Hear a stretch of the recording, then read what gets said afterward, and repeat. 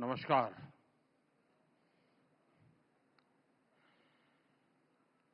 आज सुबह से ही भारत मंडपम का ये मंच एक जीवंत प्लेटफॉर्म बना हुआ है।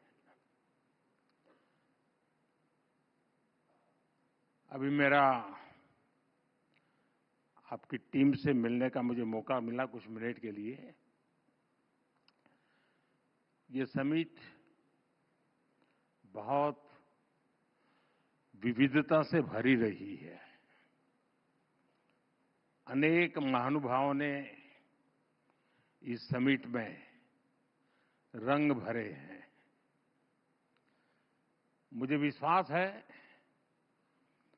आप सभी का भी अनुभव बहुत ही अच्छा रहा होगा। इस समिट में बहुत बड़ी संख्या में युवाओं और महिलाओं की उपस्थिति ये अपने आप में शायद उसका यूनिकनेस बन गया है। खासतौर पे हमारी ड्रोन दीदियों ने, लखपति दीदियों ने जो अपने अनुभव साझा किए, जब मैं इन सब एंकर से मिला अभी, मैं देख रहा था इतने उमंग से वो अपना अनुभव बता रही थी। उनके एक एक डायलॉग उनको याद थे। यानी अपने आप में ये बड़ा प्रेरित करने वाला अवसर रहा है। साथियों, ये उस बदलते भारत का प्रतिबिंब है जो हर क्षेत्र में अपनी आवाज बुलंद कर रहा है। इस बदलते भारत का सबसे बड़ा सपना है 2047 तक विकसित भारत।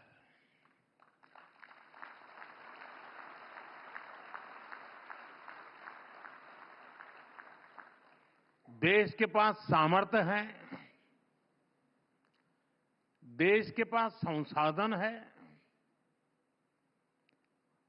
और देश के पास इच्छा शक्ति भी है। स्वामी विवेकानंद जी कहते थे, उठो, जागो और तब तक नहीं रुको जब तक अपना लक्ष्य प्राप्त न कर लो। आज वही भावना मैं हर देशवासी में देख रहा हूं। विकसित भारत के लक्ष्य की प्राप्ति में ऐसे मंथन, ऐसी चर्चाएं और उसमें भी युवाओं की भागीदारी, इसकी बहुत बड़ी भूमिका है। आपने इतनी शानदार समिट का आयोजन किया और इसके लिए मैं मेरे मित्र अतिदेव सरकार जी को, मेरा पुराना साथी रजनीश को और एबीपी नेटवर्क की पूरी टीम को बहुत बधाई देता हूं।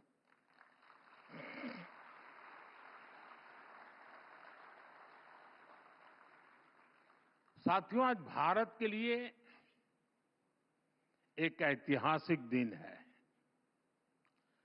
कुछ देर पहले, मैं यहां आने से पूर्व ही मेरी ब्रिटेन के प्रधानमंत्री जी से बात हुई है और मुझे ये बताते हुए खुशी है कि India UK free trade agreement अब फाइनल हो चुका है।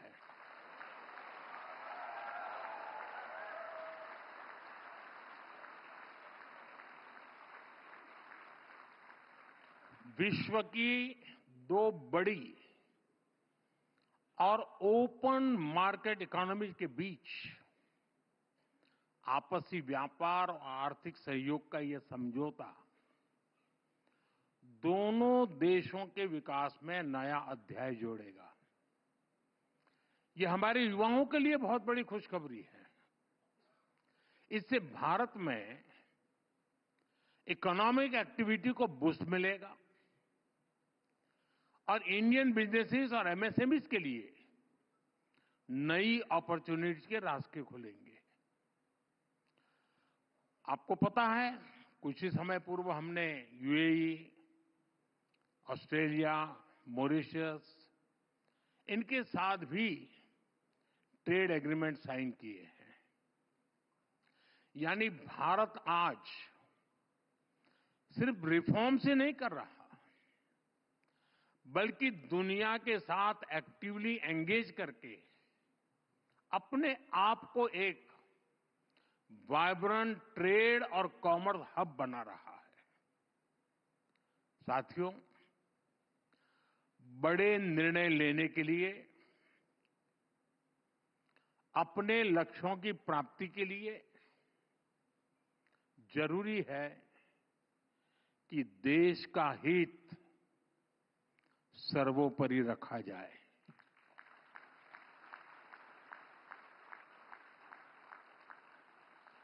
देश के सामर्थ्य पर भरोसा किया जाए। लेकिन दुर्भाग्य से हमारे देश में दशकों तक एक विपरीत धारा बही और देश ने इसका बहुत नुकसान उठाया। एक दौर था जब कोई भी बड़ा फैसला लेने से पहले, कोई बड़ा कदम उठाने से पहले ये सोचा जाता था कि दुनिया क्या सोचेगी, वोट मिलेगा या नहीं मिलेगा, कुर्सी बचेगी कि नहीं बचेगी, कहीं वोट बैंक छिटकेगा तो नहीं। भांति भांति के स्वार्थों के कारण बड़े फैसले, बड़े रिफॉर्म्स टलते ही जा रहे थे। साथियों, कोई भी देश ऐसे आगे नहीं बढ़ सकता है। देश तो तब आगे बढ़ता है जब फैसलों की एकमात्र कसौटी हो नेशन फर्स्ट, राष्ट्र प्रथम। बीते एक दशक में भारत इसी नीति को लेकर चला है और आज हम इसके परिणाम भी देख रहे हैं। साथियों, पिछले 10-11 साल में हमारी सरकार ने एक के बाद एक ऐसे निर्णय लिए हैं जो दशकों से लटके, अटके और भटके हुए थे,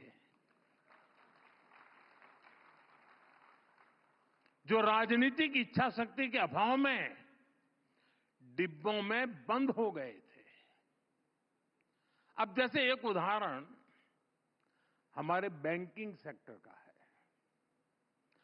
बैंकिंग सेक्टर जो इकोनॉमी की रीढ़ होता है, पहले ऐसी कोई समिट नहीं होती थी जो बैंकों के घाटे पर बात किए बिना पूरी होती हो। और वाकई 2014 से पहले हमारे देश में बैंक पूरी तरह बर्बाद होने के कगार पर थे। अब आज क्या स्थिति है? आज भारत का बैंकिंग सेक्टर दुनिया के सबसे मजबूत सिस्टम में से एक है। हमारे बैंक रिकॉर्ड प्रॉफिट में है और डिपॉजिटर्स को इसका फायदा मिल रहा है। ये इसलिए हुआ क्योंकि हमारी सरकार ने बैंकिंग सेक्टर में लगातार रिफॉर्म्स किए, देश हित में छोटे बैंकों का मर्जर किया, उनका सामर्थ्य बढ़ाया। आपको एयर इंडिया की पुरानी हालत भी याद होगी। एयर इंडिया डूब रही थी। हर वर्ष देश के हजारों करोड़ रुपए डूब रहे थे, लेकिन फिर भी पहले की सरकार फैसला लेने से डरती थी। हमने फैसला लिया और देश को लगातार हो रहे नुकसान से बचाया। क्यों? क्योंकि हमारे लिए देश हित सर्वोपरि है। साथियों, हमारे देश के पूर्व प्रधानमंत्री ने माना था कि अगर सरकार 1 रुपया गरीब को भेजती है तो उसमें से 85 पैसा लूट जाता है।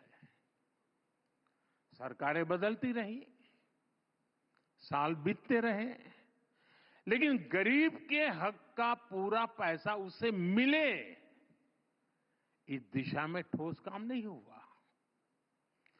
गरीब का पूरा पैसा गरीब को मिले, 1 रुपया दिल्ली से निकले तो 100 के 100 पैसे उसके पास पहुंचने चाहिए। इसके लिए हमने डायरेक्ट बेनिफिट ट्रांसफर की व्यवस्था की। और इससे सरकारी स्कीम्स में लीकेज रुकी, लाभार्थियों तक सीधे बेनिफिट पहुंचा। सरकार की फाइलों में 10 करोड़ ऐसे फर्जी लाभार्थी थे, ये जरा समझना। 10 करोड़ ऐसे फर्जी लाभार्थी थे जिनका कभी जन्म भी नहीं हुआ था और उन्हें पूरे ठाठ से सारी सुविधाएं मिल रही थी। 10 करोड़। पहले वाले यही सिस्टम बनाकर गए थे। हमारी सरकार ने इन 10 करोड़ फर्जी नामों को सिस्टम से हटाया और डीबीटी के माध्यम से सीधा पूरा का पूरा पैसा गरीबों के बैंक खातों में भेजा। इससे 3.5 लाख करोड़ रुपए से ज्यादा 3.5 लाख करोड़ रुपए से ज्यादा गलत हाथों में जाने से बचा है।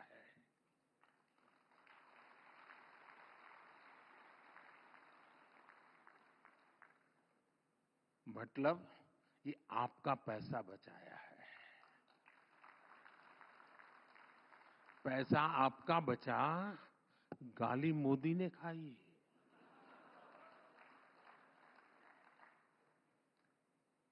साथियों, आप 1 रैंक 1 पेंशन का मामला ही देखिए। ये अनेक दशकों से लटका हुआ था। पहले ये तर्क देकर इसको ठुकराया जाता था कि इससे सरकारी खजाने पर बोझ पड़ेगा। हमारी सरकार ने देश की रक्षा के लिए जीवन खपाने वालों के हित को सर्वोपरि रखा। आज ओआरओपी से लाखों लाख सैनिक परिवारों का फायदा हो रहा है। अब तक हमारी सरकार ओआरओपी के 1.25 लाख करोड़ रुपए से ज्यादा पूर्व फौजियों को दे चुकी है।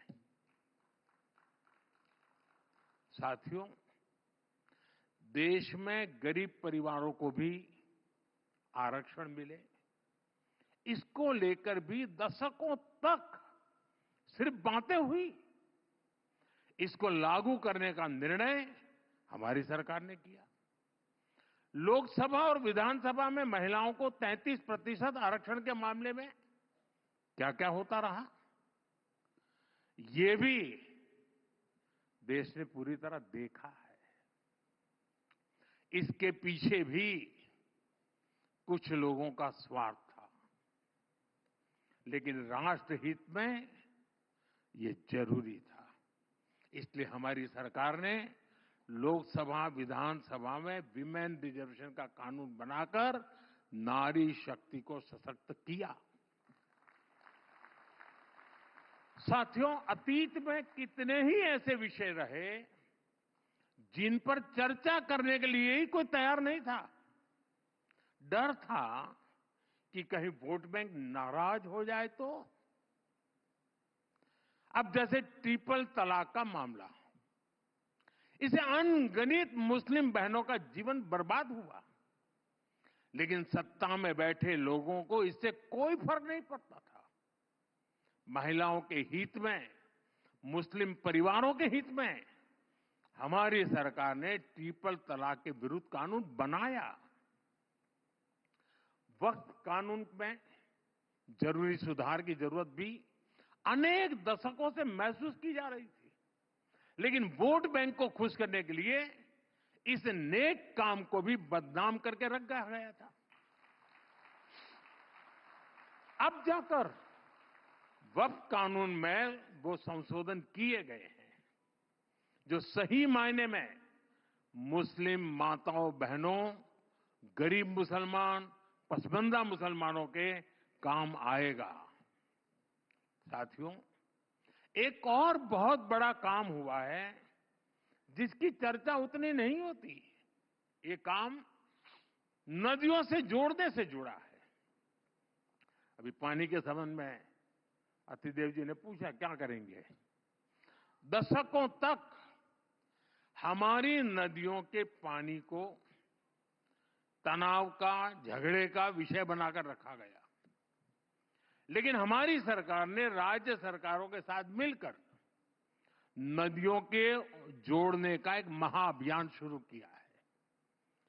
केन बेतवा लिंक परियोजना, पार्वती काली सिंध चंबल लिंक परियोजना, इनसे लाखों किसानों को फायदा होगा। वैसे आजकल तो मीडिया में पानी को लेकर काफी चर्चा चल रही है।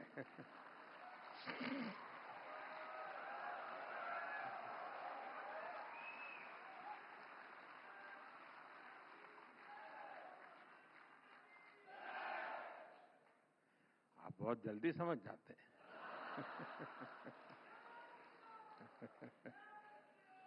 पहले भारत के हक का पानी भी बाहर जा रहा था, अब भारत का पानी भारत के हक में बहेगा। भारत के हक में रुकेगा और भारत के ही काम आएगा। साथियों, अक्सर लोग इस बात को दोहराते हैं कि इतने दशकों बाद संसद की नई इमारत का निर्माण हुआ, लेकिन एक बात पर चर्चा नहीं होती कि दशकों के इंतजार के बाद हमारी सरकार ने ही यहां दिल्ली में डॉक्टर बाबा साहब आंबेडकर नेशनल मेमोरियल भी बनाया। अटल जी की जब सरकार थी उस समय इसकी बात शुरू हुई थी, लेकिन इसके निर्माण का काम भी एक दशक तक लटका रहा। हमारी सरकार ने इसको तो पूरा किया ही, देश और दुनिया में बाबा साहब से जुड़े प्रमुख स्थलों को पंच तीर्थ के रूप में विकसित किया है। साथियों, 2014 में हमारी सरकार ऐसी परिस्थिति में बनी थी जब सरकारों पर देशवासियों का विश्वास लगभग टूट चुका था। कुछ लोग तो ये सवाल उठाने लगे थे कि क्या हमारे देश में लोकतंत्र और विकास साथ साथ चल सकते हैं।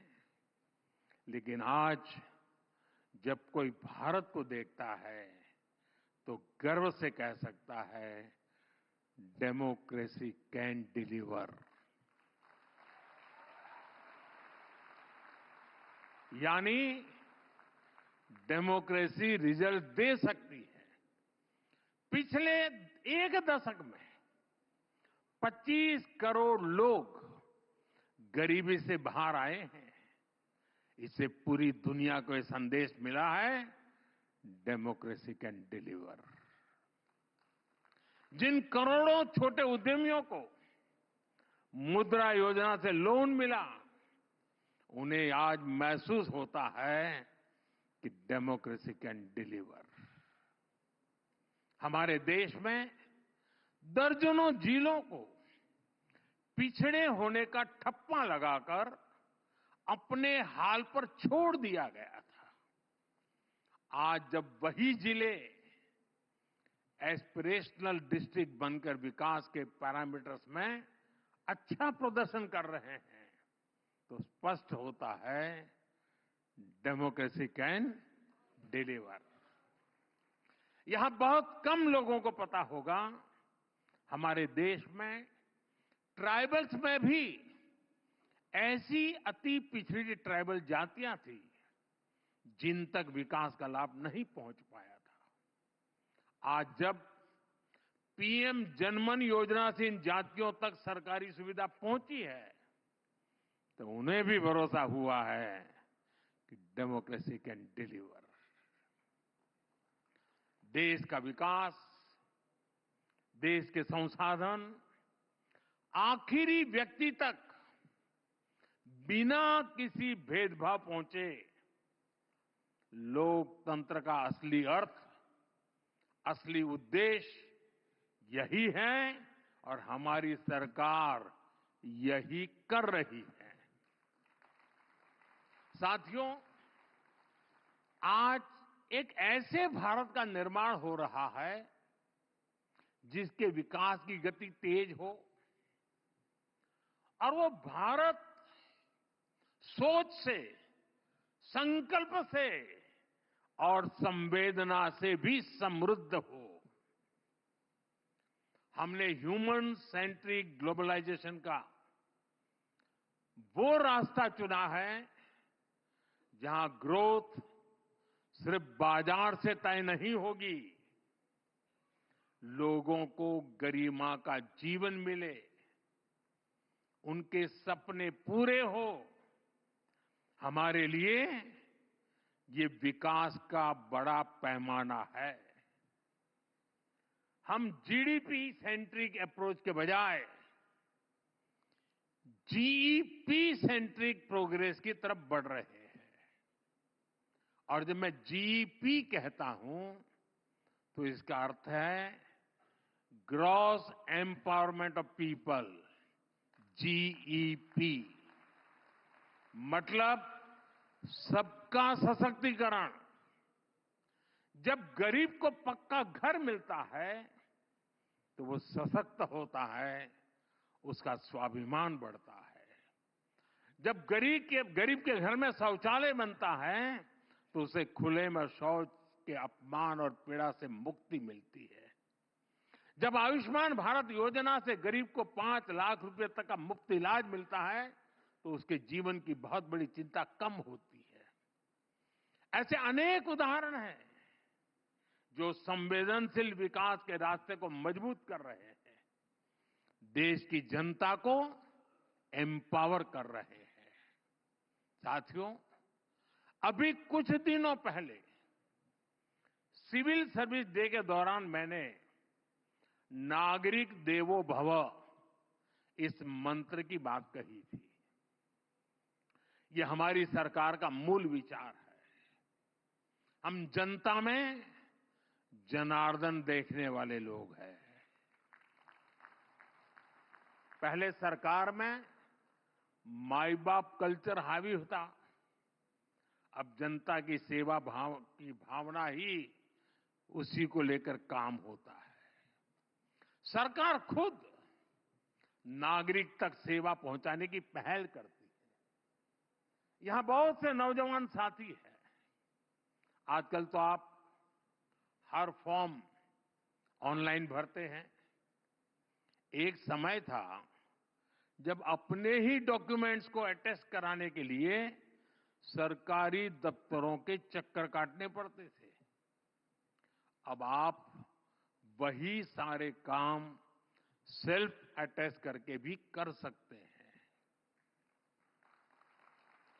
साथियों, ऐसी ही पुरानी व्यवस्था सीनियर सिटीजन्स के लिए थी। बुजुर्ग लोगों को हर साल खुद के जीवित होने का प्रमाण देने के लिए अपने पुराने ऑफिस जाना पड़ता था और जाके कहना पड़ता मैं जिंदा हूं, या फिर बैंक में जाकर बताना पड़ता था कि मैं जीवित हूं, मुझे पैसे मिलने चाहिए। हमने इसका समाधान निकाला। अब सीनियर सिटीजन कहीं से भी डिजिटली अपना जीवन प्रमाण पत्र दे सकते हैं। बिजली कनेक्शन लेना हो, पानी का नल लगवाना हो, बिल जमा करना हो, गैस बुक करानी हो और यहां तक कि गैस सिलेंडर की डिलीवरी लेनी हो, उसके लिए भी बार बार कहना पड़ता था। कई लोग छुट्टी लेकर ये सारा काम, नौकरी में तो एक दिन छुट्टी रखनी पड़ती है अपने इन कामों के लिए। अब देश में व्यवस्था बदली है, ऐसे ढेर सारे काम अब ऑनलाइन हो जाते हैं। हम लगातार ये कोशिश कर रहे हैं कि हर वो इंटरफेस जहां लोगों को सरकार से कोई इंटरेक्शन करना हो, जैसे पासपोर्ट का काम हो, टैक्स रिफंड का काम हो, ऐसे हर काम सिंपल, फास्ट और एफिशिएंट है। यही नागरिक देवो भव, इसका उस मंत्र का उद्देश्य है। और इसी भाव पर चलते हुए हम 2047 के विकसित भारत की नींव को मजबूत कर रहे हैं। साथियों, भारत आज अपनी परंपरा और प्रगति को एक साथ लेकर चल रहा है। विकास भी, विरासत भी, ये हमारा मंत्र है। ट्रेडिशन और टेक्नोलॉजी कैसे एक साथ थ्राइव करती है, ये हम भारत में देख रहे हैं। आज हम डिजिटल ट्रांजैक्शन में दुनिया में टॉप के देशों में हैं और साथ ही हम योग और आयुर्वेद के ट्रेडिशन को भी पूरी दुनिया में ले जा रहे हैं। आज दुनिया भारत में निवेश करने के लिए उत्सुक है। बीते एक दशक में रिकॉर्ड एफडीआई भारत में आया है और साथ दूसरा सामान भी रिकॉर्ड संख्या में भारत आ रहा है। आज भारत दुनिया का दूसरा सबसे बड़ा फोन निर्माता है और साथ ही हम मिलेट जैसे सुपर फूड के उत्पादन में भी सबसे आगे हैं। सूर्य मंदिर वाले भारत ने सोलर एनर्जी के प्रोडक्शन में भी 100 गीगावाट की कैपेसिटी हासिल कर ली है। को आने वाले हजारों वर्षों के लिए भारत की ताकत बना रहे हैं। साथियों, 2047 तक विकसित भारत की इस यात्रा में हर कदम का अपना महत्व है और कई बार कुछ लोगों को इस बात का अंदाजा भी नहीं होता कि सरकार जो निर्णय आज ले रही है उसका मल्टीप्लायर इफेक्ट कितना बड़ा होगा, कितना दूरगामी होगा। मैं आपको एक ही सेक्टर का, मीडिया और कंटेंट क्रिएशन का उदाहरण दूंगा। आप याद कीजिए, 10 साल पहले जब मैं डिजिटल इंडिया की बात करता था तब कई लोग बहुत सारी आशंकाएं व्यक्त करते थे, लेकिन आज डिजिटल इंडिया हमारे जीवन का एक सहज हिस्सा हो चुका है। सस्ते डेटा और सस्ते मेड इन इंडिया स्मार्टफोन्स ने एक नई क्रांति को जन्म दिया है।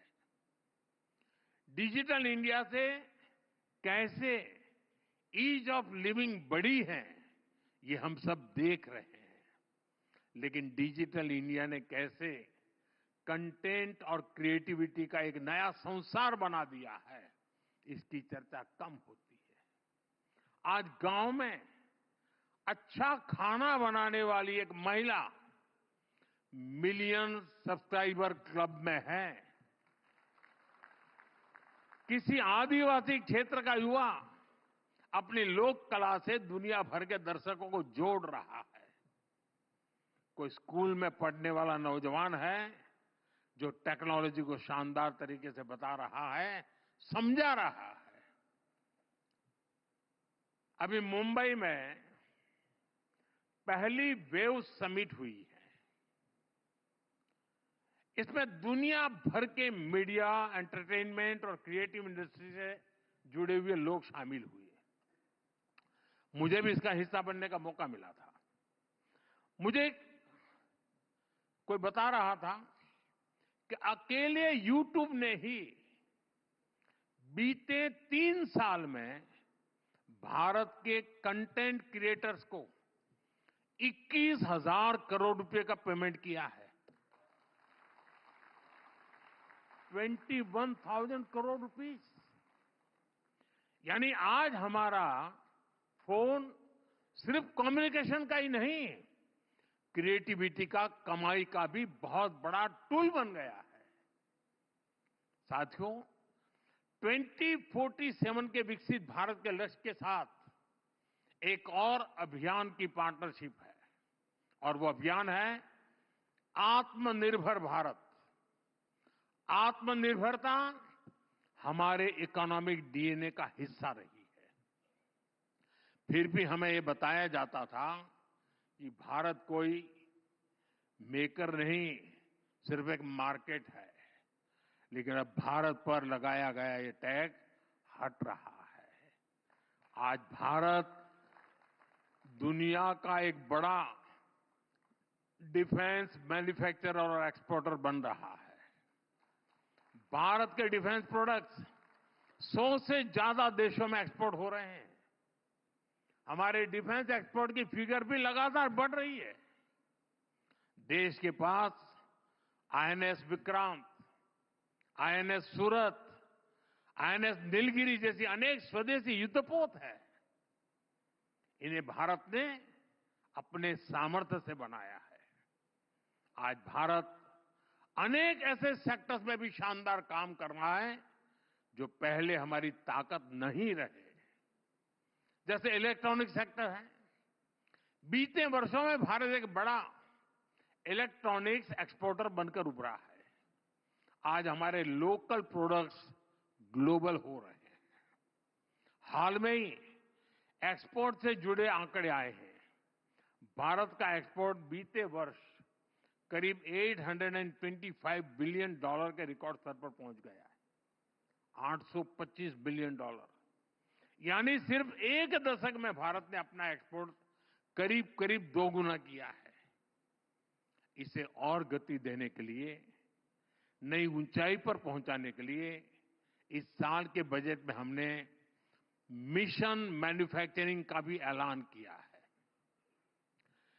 मैन्युफैक्चरिंग की ये ताकत भारत के लोगों की पहचान, क्रिएटर्स, इनोवेटर्स और डिसरप्टर्स के रूप में आज दुनिया में उसकी एक पसंद बना रही है। साथियों, ये दशक आने वाली सदियों के लिए भारत की दिशा तय करने वाला है। ये देश का नया भाग्य लिखने का कालखंड है। ये स्पिरिट मैं देश के हर नागरिक में देख रहा हूं। देश के हर संस्थान, हर सेक्टर में देख रहा हूं। इस समिट के दौरान भी यहां जो चर्चा हुई है, उसमें भी हमने यही महसूस किया है। मैं एक बार फिर एबीपी नेटवर्क को इस समिट के लिए बहुत बहुत बधाई देता हूं और मुझे भी, क्योंकि अब देर रात होने वाली है, फिर भी आप इतनी बड़ी तादाद में यहां मौजूद हैं, ये भी अपने आप में उज्जवल भविष्य की निशानी है।